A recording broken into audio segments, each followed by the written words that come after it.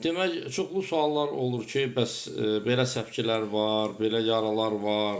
Mən insanlara məlumat vermək istəyirəm ki, yəni cinsiyyət üzründə, onun ətrafında olan səpkilərin heç də hamısı göbələk olmur, yəni.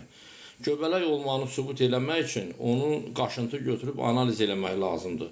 Yəni göbələk bu şəkildə təyin olunur. Yəni göbələyin təyin olmasının iki üsulu var. Birinci üsul nativ deyirlər də, yəni ilkin, yəni yerində.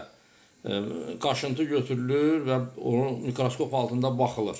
Bir də var, əkilməklə, əgər elə tapılmırsa, həmən səpki mi, yara mı, bu nahiyədə olan sahədən material götürülür, yəni qabıqlar götürülür, tük götürülür və bunlar əkilir.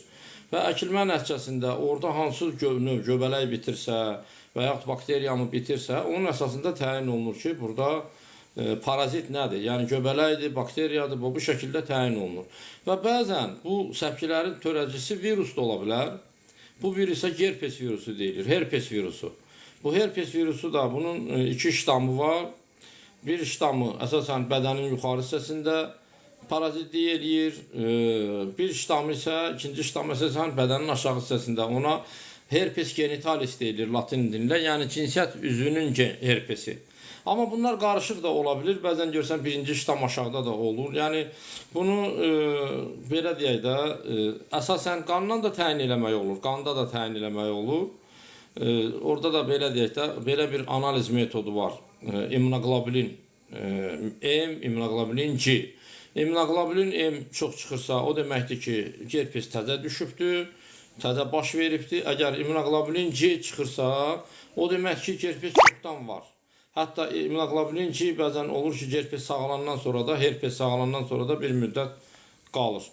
Ona görə gəlin bu xəstəlikləri qarışdırmayaq. Yəni cinsiyyət üzvü nahiyəsində olan bütün səpkiləri, yaraları göbələk adlandırmaq olmaz. Onun mənə yəni hamı zəng edir ki, məndə göbələk var.